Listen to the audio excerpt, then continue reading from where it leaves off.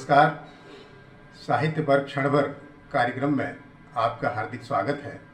आज हमारे साथ हैं डॉक्टर हेतु भारद्वाज, जो वरिष्ठ साहित्यकार हैं, विचारक हैं, अच्छे संपादक हैं और बहुत सारे आंदोलनों से जुड़े हुए हैं।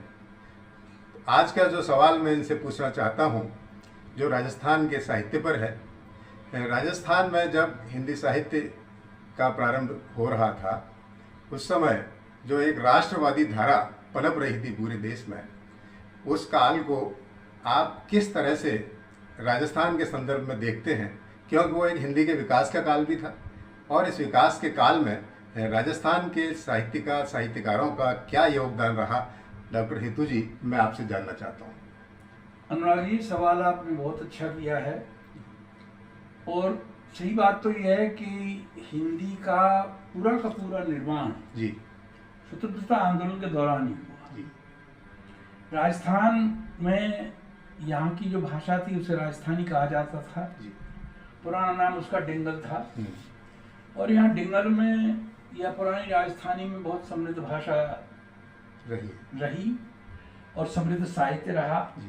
और जब ये सवाल आता है कि भाई हिंदी का सबसे पहला महाकाव्य कौन सा है, जी, तो उसमें सबसे पहला नाम चंद्र बरदाई के पृथ्वीराज रासो का आता है।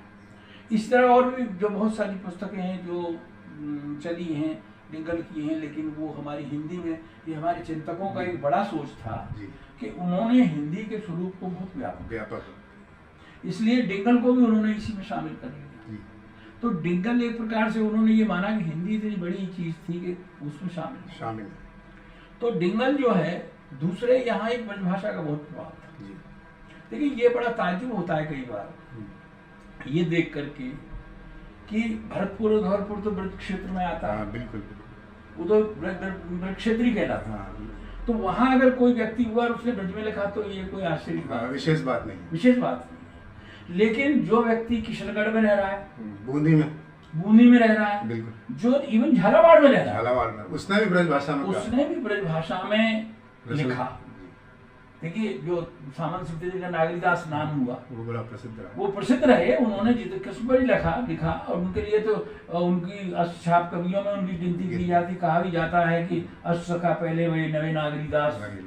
पीपा ने ब्रज में लिखा, दादू वगैरह ने ब्रज में लिखा, मीरा ने ब्रज में लिखा। तो ये एक देखने की बात है कि ब्रज का कितना व्यापक प्रभाव है। तो यहाँ हम ये क्या, स्वतंत्रता आंदोलन से पहले दो भाषाएं हमारे सामने हैं, एक डिंगल है और एक ब्रज है, और दोनों में खूब काव्य रचना हो रही है। लेकिन जो स्वतंत्रता आंदोलन आरंभ जब होता है तो आप ये मान के चलिए कि नए युग का सूत्रपात, नई समस्याएं हमारे सामने आती है। और वो समस्या ये भी है कि भाई हमारे ऊपर एक ऐसी उपनिवेश का शासन है और वो शासन हमको हर तरह से कमजोर कर दमन कर। हम इस शासन को किस प्रकार से यहाँ से भगाएं और किस प्रकार से हमसे मुक्त हों। तो देखिए, इसमें जो उपादान हो सकते थे जिनके द्वारा हम इस शासन का मुकाबला कर सकते थे और उपनिवेशवाद को उखाड़ सकते थे, उनमें एक भाषा सबसे पहला माध्यम था। अब देखिए क्या है कि जो आंदोलन शुरू होता है उसमें सबसे पहले भारतेंदु आते हैं। भारतेंदु को ये लग गया, ये तो उन्होंने कविताएं ब्रज भाषा में लिखी, ब्रज भाषा उनको खूब आती थी। लेकिन उनको लगा कि जो आंदोलन की भाषा है वो ब्रज नहीं हो सकती, वो हिंदी हो सकती है, वो एक दूसरे तरह की भाषा हो सकती है। उस तरह से हिंदी का आविष्कार हुआ और उन्होंने गद्य जो लिखा वो महत्वपूर्ण है। और उनके काल में जो भारतीय मंडल के सदस्य थे या जो भारतीय मंडल के सदस्य नहीं भी थे, उन्होंने गद्य का जो प्रयोग करना शुरू किया, वो हमारे लिए बहुत बड़ी बात थी। वो राष्ट्रीय आंदोलन के लिए एक समझिए सबसे महत्वपूर्ण वरदान था। और उसके द्वारा हमारी गति आगे चली। देखिए, ब्रजभाषा में कोई अखबार नहीं निकल सकता था, तो सबसे बड़ी जरूरत थी अखबार और पत्रिकाओं की। तो अखबार और पत्रिकाओं के द्वारा हम राष्ट्रीय चेतना का कैसे विकास करें या राष्ट्रीय चेतना को कैसे हम फैलाएं, तो उसके लिए भाषा, ब्रज भाषा उतनी उपयुक्त नहीं थी, डिंगल भी उतनी, यद्यपि वीर सत्से में बहुत राष्ट्रीय भावना है, कनेरा सेठिया ने राष्ट्रीय भावना की रचनाएं लिखी राजस्थानी में, लेकिन उसके लिए जो व्यापक प्रभाव जिनका पड़ सकता था वो एक जिसको कहना चाहिए हिंदी थी। अब हम जब तुलना करके देखें तो एक तरफ तो जैसे धरती दोहरानी ये कविता आ गई है ना, उसमें भी शौर्य का वर्णन है और उसका वर्णन है, या वीर सत्से के दोहे आ गए, और एक तरफ माखनलाल चतुर्वेदी की पुष्प की अभिलाषा।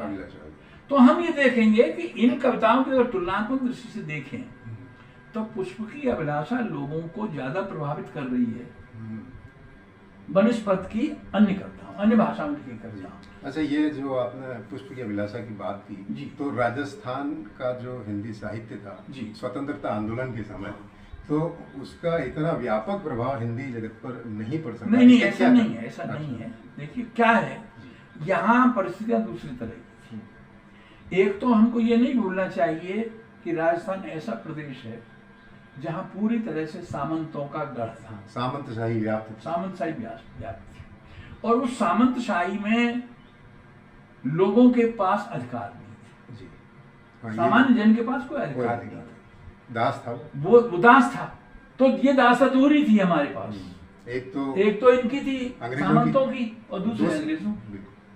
तो अब ये देखिए कि जो ये कहा जाता है जो राजा के विचार होते हैं वही प्रजा के विचार होते हैं, जो राजा की भाषा है वही प्रजा की भाषा है। तो ये राजस्थान पर दोहरी मार थी, ये महत्वपूर्ण है, ये महत्वपूर्ण है। राजस्थान दो चाकियों के बीच पिस रहा है, और इसलिए सामंत जो थे, देखिए यहाँ हमको थोड़ा ठहर करके ये बात भी सोचनी पड़ेगी कि सामंतों ने स्वतंत्रता आंदोलन में भी बहुत सक्रिय भाग लिया। देखिए छोटे छोटे ठिकानों में एक खरवा के थे ठाकुर गोपाल सिंह, बड़े क्रांतिकारी थे। तो अब ये आप अगर देखेंगे तो जो क्रांतिकारी लोग आए आम जनता से आए, लेकिन साथ साथ इस सामंतों की तरफ से भी आए, मतलब राज परिवार की तरफ से आए। गंगा सिंह यद्यपि बहुत क्रूर राजाओं में थे, उन्होंने छवि तो अपनी ऐसी बनाई कि बड़े उदार है वो, लेकिन जनता के प्रति वो सदा नहीं थे। उन्होंने ये छवि बनाई कि भाई ये बड़ा जन हितैषी